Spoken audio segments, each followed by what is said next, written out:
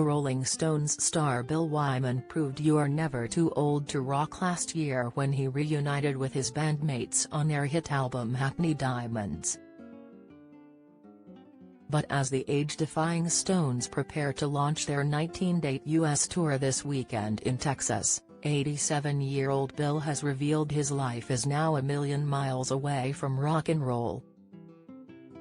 Bill says he loves nothing better than enjoying his life at home, collecting archaeology books and playing with the idea of opening a Rupert Bear museum. "I've an archive of the Stones too," he adds. "I've got a library that I created of everything that has happened to me. I wanted to keep an archive of the Stones to show my son I was once in a band." Bass player Bill has been out of the band since 1991, when he suddenly quit after more than 30 years on the road. And as the Stones gear up to play football stadiums across the U.S. once again, he says he wouldn't swap places with them for the world. "I left in 1991 but they would not believe me," laughs Bill, who ended a 30-year hiatus to play bass alongside late drummer Charlie Watts on the Hackney Diamonds album track Live by the Sword. "They refused to accept I had left.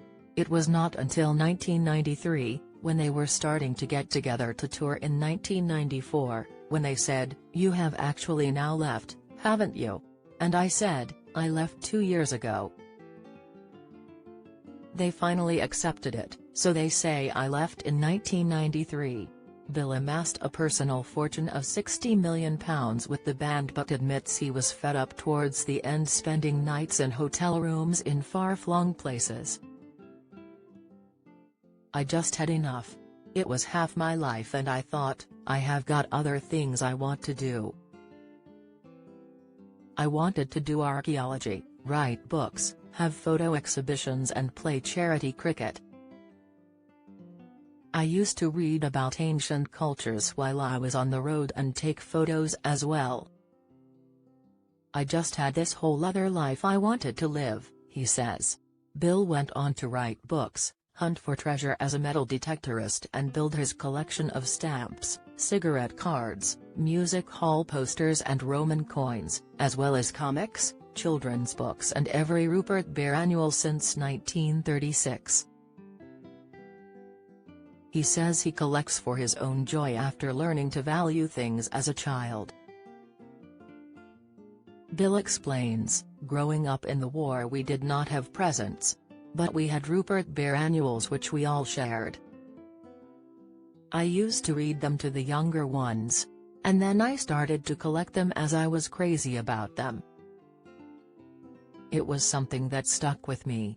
I've got the whole series right to the present day and I have other stuff like Rupert's scarves, badges, postage stamps. I could fill a museum with it. Maybe one day. I love collecting and don't like throwing things away." Bill opened up about his life and his years with the Stones during a talk at the National Army Museum in Chelsea, West London, the area where he lives with wife Susanna Costa. The event helped launch his latest book, Billy in the Wars, which charts his childhood in Pench, southeast London, which he says was scarred by poverty, having survived the Blitz, which killed some of his neighbors.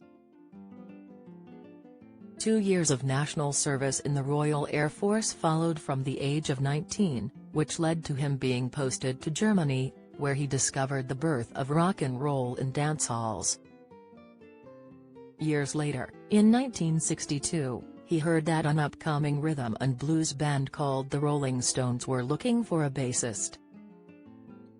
He auditioned in a pub in Chelsea. And the rest is musical history. Today, the 3 remaining Stones, Sir Mick Jagger, 80, Keith Richards, also 80, and Ronnie Wood, 76, are said to have a combined wealth of more than £990 million. But Bill says money was tighter in 1960 when late Stone Brian Jones, who died by drowning in 1969 at the age of 27, founded the band. He remembers, There was no money for a year or more. We used to play gigs for £5 or £2. We did whatever we could as we were a blues band and the blues was not popular. It was very difficult. Brian took whatever you earned to pay for food or guitar strings.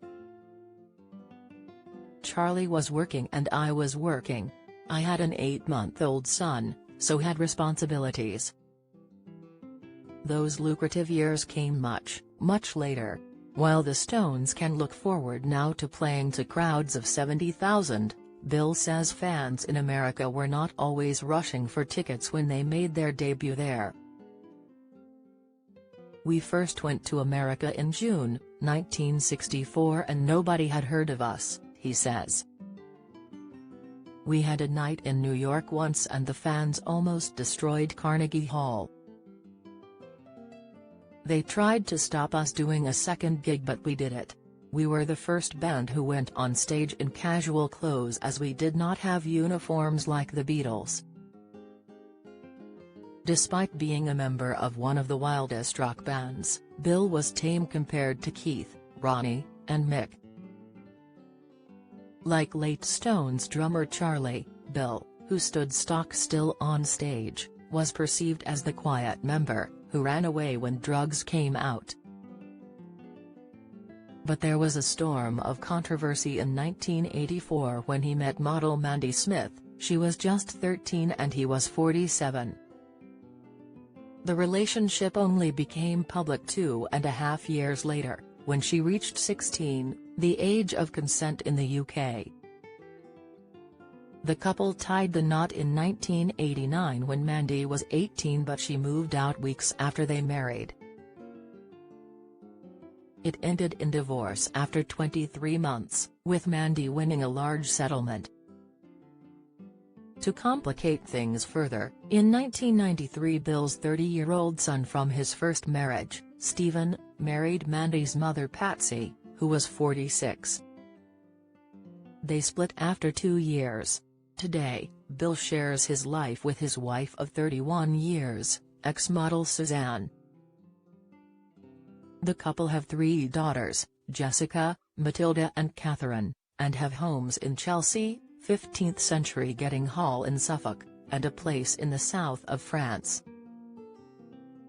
Tomorrow night, when thousands of fans gather at the Energy Stadium in Houston for the start of the Stones' eagerly awaited U.S. tour, Bill will be at one of those homes thinking of them from afar. He laughs, "The weird thing is ever since I've left, up until the present day, I still dream I'm on tour, like we are in a dressing room or we are in a hotel. I still dream those dreams and I dream of other friends like David Bowie. They are all very nice but very confusing." Bill Wyman's book on his childhood days in London, Billy in the Wars, is out now. Follow Mirror Celebs on TikTok, Snapchat, Instagram, Twitter, Facebook, YouTube and Threads.